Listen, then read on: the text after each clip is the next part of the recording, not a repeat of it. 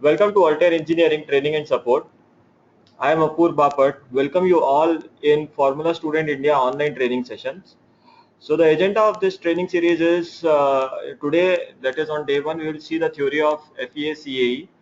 Then we will see how to do 1D geometry editing, meshing on the roll cage, then static analysis on 1D mesh roll cage structure, which includes front impact, rear impact, side, torsional bump rollover. Then tomorrow we'll see the 2D geometry editing and meshing of the roll cage and perform the same static analysis on the 2D mesh roll cage structure. Then on day 3 we will see the dynamic analysis on the roll cage structures. Then on day 4 we will see 3D geometry editing and meshing. So let's start with the theory of FEM and CAE. So the first question is, why do we carry out meshing and what is FEM? So the basic idea of FEA is to make calculation at only limited number of points and then interpolate the results for the entire domain, surface or volume.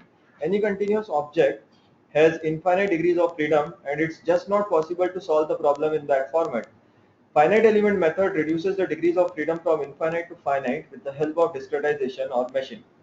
Nodes and elements. FEM. It is a numerical method, mathematical representation of actual problem. It is an approximate method. The finite element method only makes calculation at limited, that is finite number of points, and then interpolate the results for entire domain, that is surface or volume. So we will see what is FEM, that is finite. Any continuous object has infinite degrees of freedom and it is not possible to solve the problem in this format. The finite element method reduces the degrees of freedom from infinite to finite with the help of discretization or meshing, that is nodes and element. All the calculations are made at limited number of points known as nodes. The entity joining nodes and forming a specific shape such as quadrilateral or triangular is known as element. To get the value of a variable, say displacement, anywhere in between the calculation points and interpolation function as per the shape of the element is used. Method. There are three methods to solve any engineering problem. Finite element analysis belongs to numerical method category. Now, how the results are interpolated from a few calculation points. It is okay that FEA is making all the calculation at limited number of points, but the question is how it calculates value of unknown somewhere in between the calculation points. This is achieved by interpolation. Consider a four-noded quadrilateral element as shown in the figure below. A four a quad 4 element has uses the following linear interpolation formula. FEA calculates the value of at the outer node 1, 2, 3, 4, that is A0, A1, A2, A3 are known. The values of variable anywhere in between could be easily determined by just specifying x and y coordinates in the above equation. For an 8-noded quadrilateral, the following parabolic interpolation function is used. What is degrees of freedom? So in the example above, you can see the image I have shown. An object is fixed at one point and a force is applied at point P. Due to the force, the object deforms and point P gets shifted to new position P dash. Can we say that we know the solution of above problem? If and only if we are able to define the deformed position of each and every particle completely. So we define degrees of freedom like the minimum number of parameters, that is motion, coordinate, temperature, etc. required to define the position of any entity completely in space is known as degrees of freedom. Consider the following 2D planar problem. Suppose the origin is at the bottom left corner and is known. To define the position of point A completely with respect to the origin, we need two parameters, that is x1 and y1. In other words, 2 degrees of freedom, translation x and translation y. Consider that point A is a part of line. Now, one angle should also be defined in addition to 2 translation, that is 3 degrees of freedom, 2 translation and 1 rotation. Suppose point A and B are shifted out of plane and the line is rotated arbitrarily with respect to all the three axes. The minimum number of parameters to define the position of point A completely would be 6 degrees of freedom, that is 3 translation and 3 rotation. DOF is very important concept. In FEA, we use it for individual calculation points. The total degrees of freedom for given mesh model is equals to number of nodes multiplied by number of degrees of freedom per node. All the elements do not always have 6 degrees of freedom per node. The number of degrees of freedom depends on the type of element, that is 1D, 2D, 3D, the family of element, that is thin shell, plane stress, plane strain, membrane, etc., and the type of analysis. For example, a structural analysis, for a structural analysis, a thin shell element has 6 degrees of freedom per node, that is displacement unknown, 3 translation and 3 rotation, while the same element when used for thermal analysis has single degrees of freedom per node, that is temperature unknown. For a new user, it is a bit confusing, but there is a lot of logical, engineering, and mathematical thinking behind assigning the specific number of degrees of freedom to different element types and families. Now we will see the different types of elements available in CAE. So we'll start with 1D. One of the dimension is very large in compared to other two. Element shape is line. Additional data from the user is remaining 2 dimension, that is area of cross section. Types of element is rod, bar, beam, axisymmetric shells, etc. Its practical application is long shaft, beam, pin joints, connection elements, etc. 2D, two of the dimensions are very large in comparison to the third one.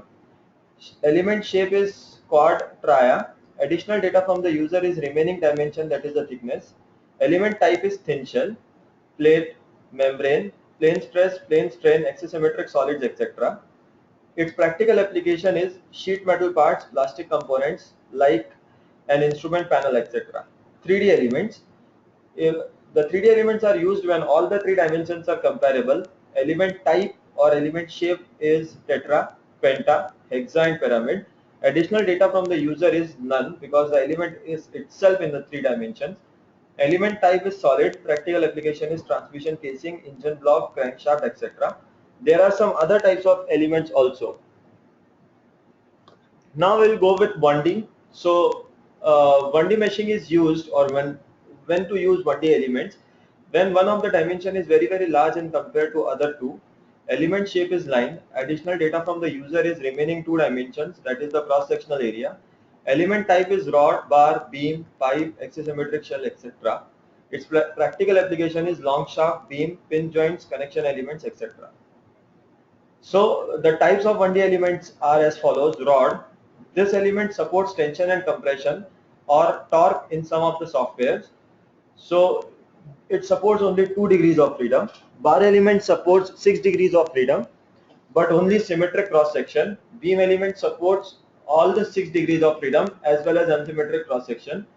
Pipe element is same as beam element, except it has internal non-zero diameter, and axisymmetric shell has z-axis of symmetry for objects symmetric about the axis of rotation and subjected to axisymmetric boundary conditions. We use axisymmetric shells. Then 2D, when to use 2D elements, when 2D elements are used when two of the dimensions are very large in compared to the third dimension. Its element shape is quad or tria. Additional data from the user is remaining dimension, that is the thickness. Element type is thin shell, plate, membrane, plane stress, plane strain, axisymmetric solids, etc. Practical application is sheet metal parts, plastic component like instrument panel, etc. Now the question is, why is 2D meshing is carried out on the mid surface? Quite often the geometry of thin walled 3D structure as shown in the image below is simplified to geometric model with lower dimensionality. This is typically called a mid surface model. The mid surface model is then meshed with 2D elements. Thus there is no need to detail volume mesh as the thickness of the geometry is virtually assigned to the 2D elements. Mathematically, the element thickness specified by the user is assigned with half in the positive z direction, element top, and the other half in the negative z direction, element bottom. We see the different types of 2D elements available, that is tria and quad. We have a first order tria which is known as constant strain triangle, CST, that is linear, and the parabolic is also known as linear strain triangle, that is second order tria. Similarly for quad also, first order quad, second order quad. Then we will see when to use 3D meshing. When 3D elements are used, should be used when all the 3 dimensions are comparable. Element shape is tetra, penta, hexa, pyramid. Additional data from the user is nothing. Element type is solid.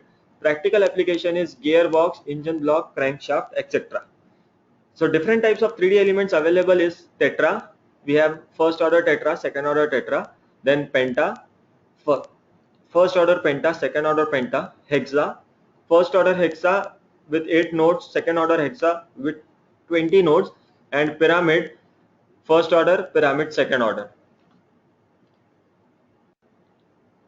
Now let's start solving the model in HyperMesh. So to start the HyperMesh, you can go to Start, All Programs.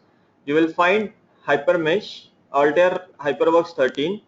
Click on HyperMesh. It will start the GUI like this. Select the user profile, which is the solver deck on which you want to solve the model. So I'll select the user profile as OptiStruct. If you are using version 11, then select the user profile as Radios block bulk data. Otherwise, if you are using version 12 and 13, select the user profile as OptiStruct. If you are using HyperWorks Student Edition, so instead of HyperMesh here, you will find HyperWorks. It will open the same window. There is nothing difference. The difference is it has locked the other solvers. So I will select the user profile as OptiStruct.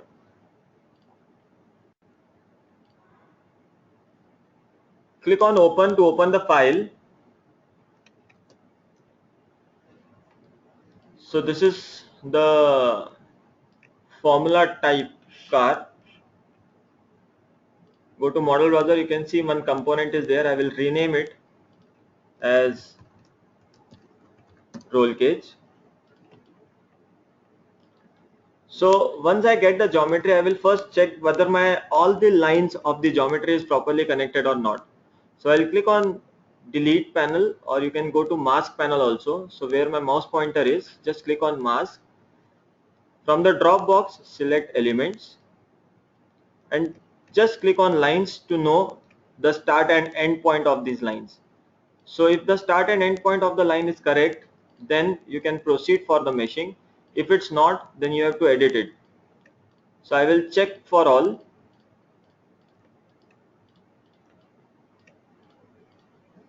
So here you can see the start and end point of the line is not proper.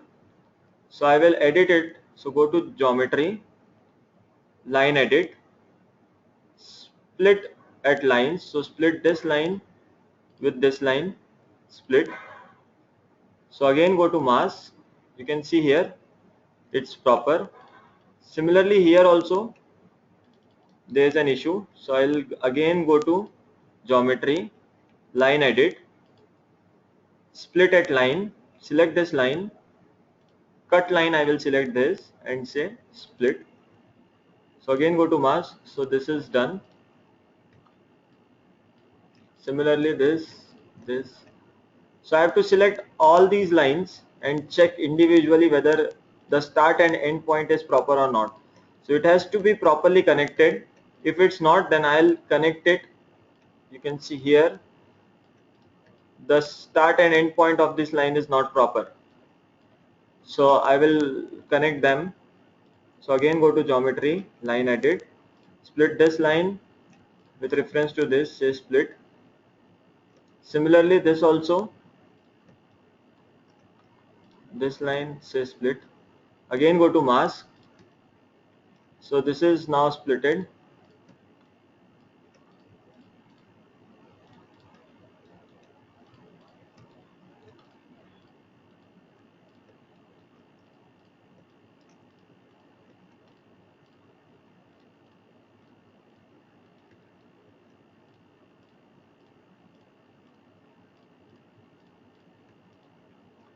So this is done. So I will now start with creating the solver deck. So first thing is to create the material. So to create the material, I will click on material collector icon. Enter the material name as steel. Define a color. Select the type as isotropic. Card image as matte 1.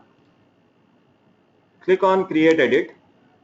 Enter the value of E, new and row. By default, it takes the value of my steel. So if you want to change, you can change it from here. Click return. Again click return. Now I will define a cross section. So to define a cross section, I'll go to 1D. Hyperbeam. Select the standard section radio button. Standard section library as Hyperbeam. Standard section type as thin walled tube. Click on create. Enter the outer dia, say 20. Inner dia, say 19.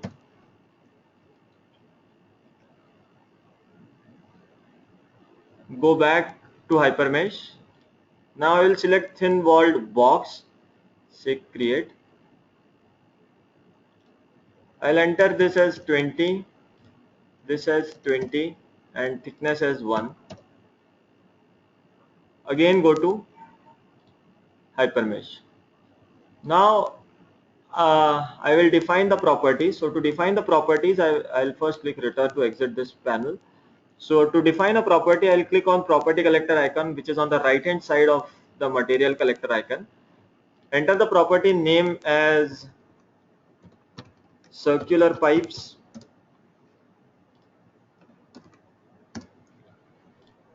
Define a color to it. Say type 1D, card image P-beam, material steel, cross section as tube section. Create edit. You can see it has taken the values of A, IXX, IYY and J. Then I will select square pipes.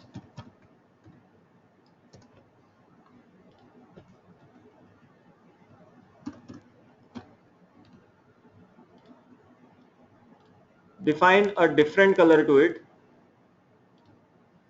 Type 1D, card image P-beam, material as steel, beam section, box section. Create edit. It has taken these values of A, IXX, IYY. So in the model browser, you can see my material, beam section and properties has been defined. Now I will define the component as per my properties. So to define the component, I will click on component collector icon. Enter the component name as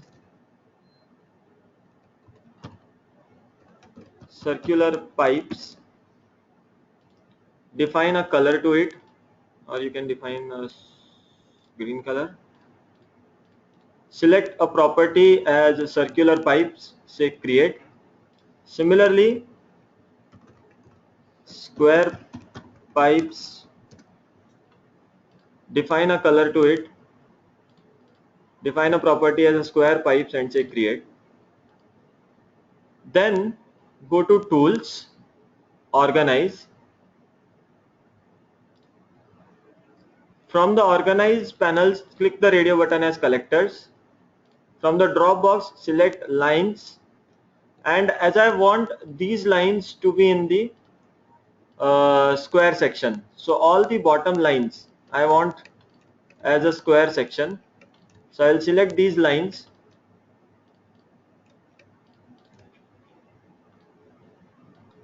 and move these to square component, and the rest of the lines I will move it to the circular one. And now I will delete the original. So now I have two different components where my geometry is, one is circular, the other one is square. If you have a single cross section for the entire roll cage, then you don't need to create this. But if you have a different cross sections on the roll cage, then you should create two different components, two different properties. You can use the same material. If you are using different material, then select the different material. Then I'll go to do the meshing. So to do meshing, I'll click on 1D, line mesh. Select all the lines.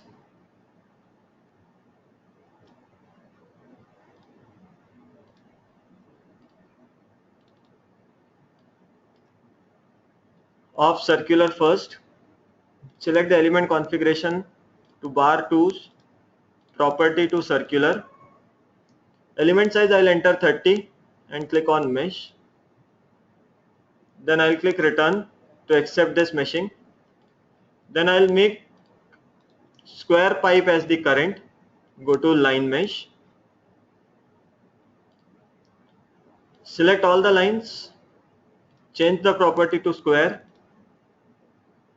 same element size, and click on mesh. So now I'll turn off the geometry and you can see my meshing is done. You can see it's in a 3D representation. So I have a square section pipes and a circular section pipe, but you can see the center. When I'm taking in a 1D traditional visualization, you can see the elements, but I'm making in a 3D, you cannot see these elements because the orientation is not proper. So I will update the orientation. So I'll go to 1D bars. I will turn off this. So I'll first make it in a line mode. So you can see these are the elements which are not having the proper orientation. So I'll make this in 3D representation. Select these all elements. Again go to 1D. So I will select these elements.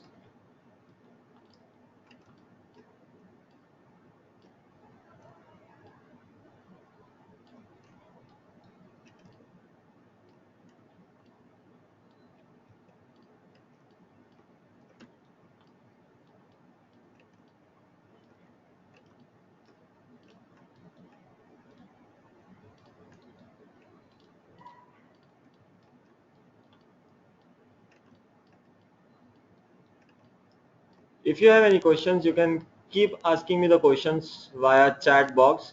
You can type the questions at the chat box and I will keep answering those questions.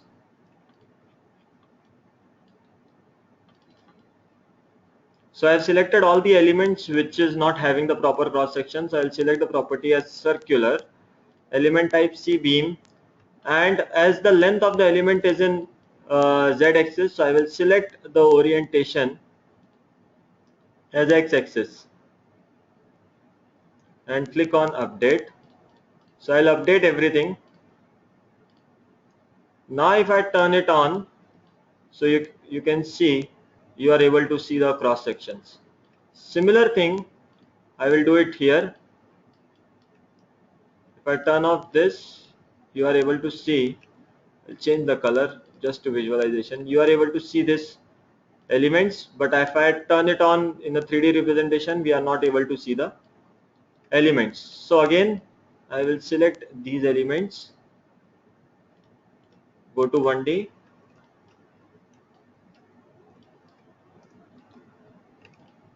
select the rest of the elements,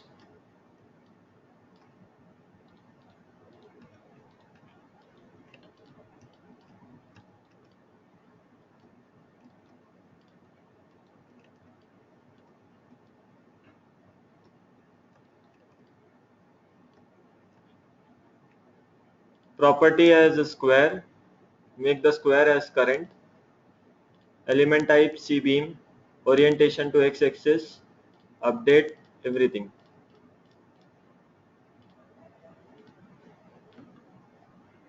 Now again I will check, so I am able to see this.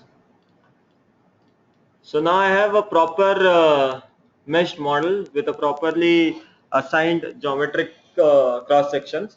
So now I'll go for the next step, that is creating load collectors. So I will create load collectors, like I have to solve front impact, side, rear, torsional, bump. So these 5 cases I want to solve. So I will create a different load collectors for them. From now on, there is a 2 options, that you can create separate files for different types of analysis, or you can use one single file to get the analysis of all 6 or 5 different cases. So I'll show you the one single file option. So front impact force,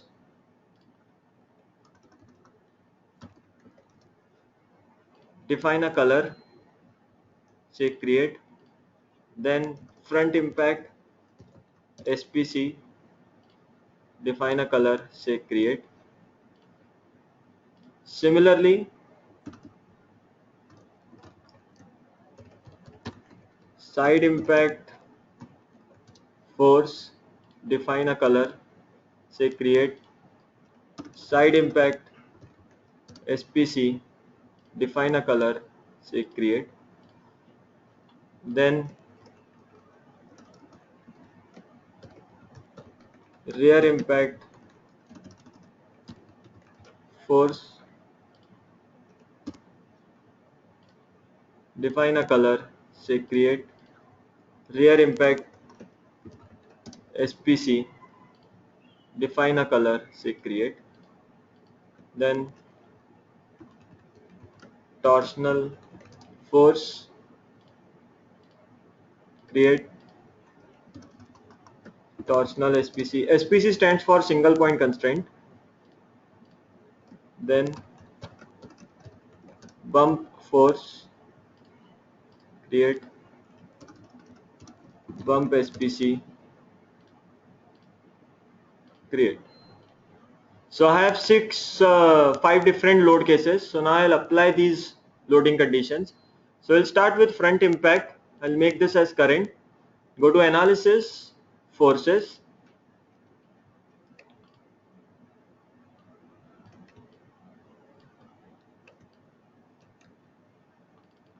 Select this, say nodes, save.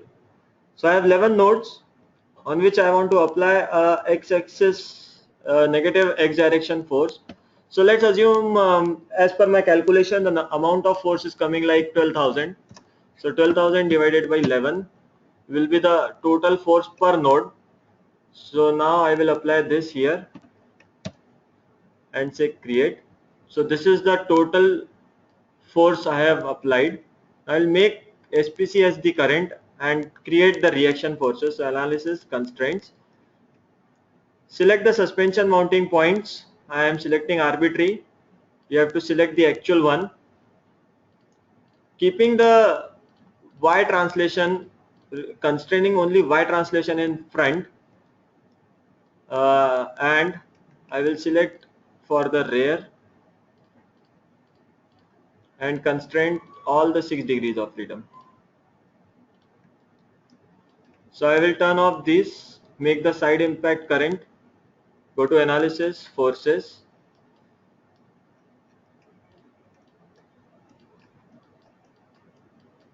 select the side member nodes, click on nodes and say save. So I can know that what is the total number of nodes I have. It's 26. So let's assume 12,000 divided by 26. Now this time the direction is in Z axis, positive Z axis. Say create. I'll make the side impact as current. Go to constraint and constrain the suspension mounting points.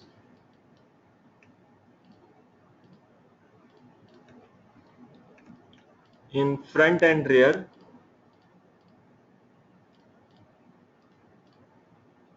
And say create. I will turn off this, make the rear as the current force.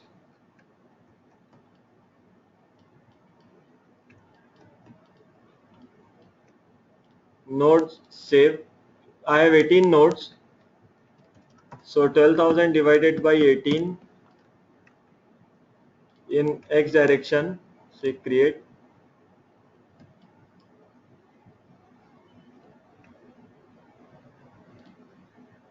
In X direction.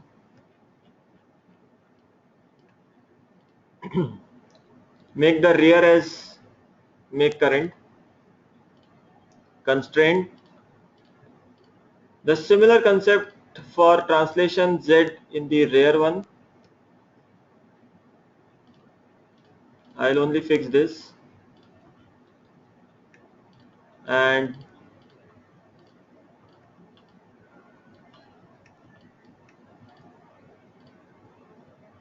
all of them in the front. Say create. So again I will turn off this, say torsional, make current. So analysis, forces. For torsional I will apply the forces say 2500 in y-axis, create. Similarly in the other side minus 2500 and constrain the rear. You can do it for rear also, applying the forces at rear end and constraining the front. Say create. Now we'll apply bump. So forces. Apply the forces at the suspension mounting points of say 1250. Create. And constraining the rear. Constraint.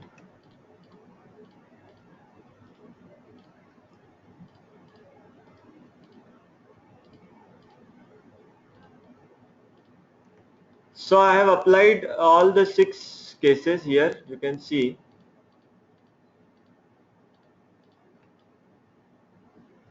So everything I have applied. Now I will define the different analysis cases. So first we will start with front impact. So to do that, I'll go to analysis, load step, go to front impact, SPC and load. Select the type as linear static. SPC as front impact SPC, load as front impact force, create. Then side impact SPC as side impact SPC, load as side impact force, say create. Rear impact SPC, rear impact SPC, rear impact force, say create.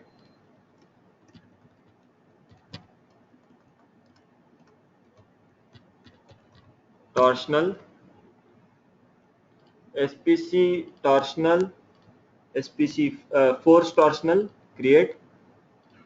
And bump SPC bump, force, create.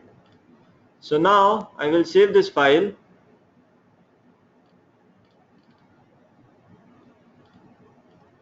and go to analysis, OptiStruct. To solve this file, go to analysis, OptiStruct, export option to all, run option to analysis, memory option, say default, and click on OptiStruct.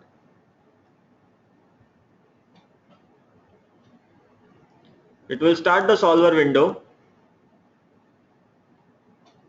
So my analysis has been completed. I'll click on results to view the results.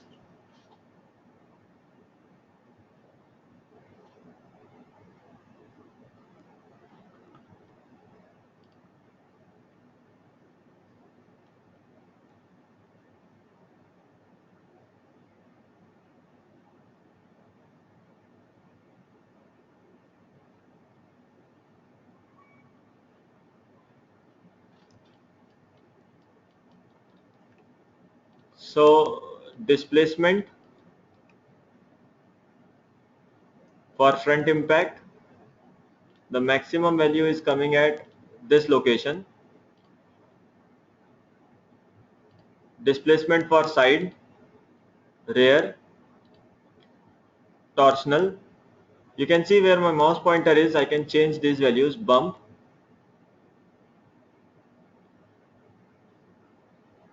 So if I click on animation, you can see that the bottom and top portion is not connected. That's why the results are not proper. So I will connect these two. So I'll go to Hypermesh again, turn off these.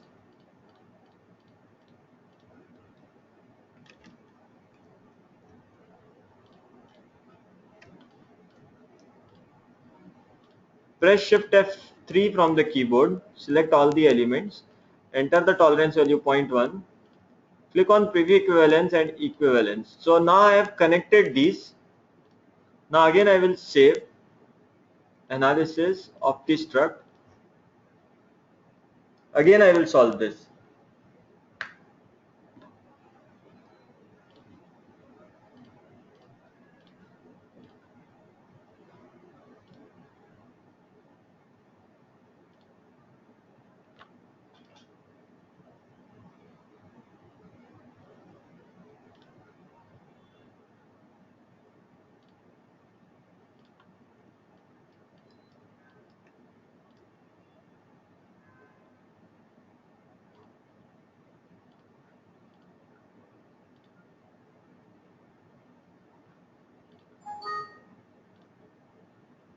So click on hyperview. As I overwritten the file, so it is not showing me properly. So I'll show you in the bump one again that it is properly connected.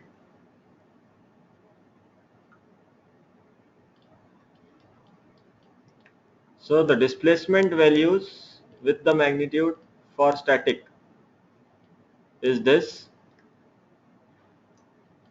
For side impact, rear impact, torsional, bump. So now if I put the animation on, you can see here it is giving me a proper animation. Similarly, stresses, C bar, C beam, axial stresses, simple and say apply. So these are the stresses for bump, front impact, side impact, rear impact, torsional and bump.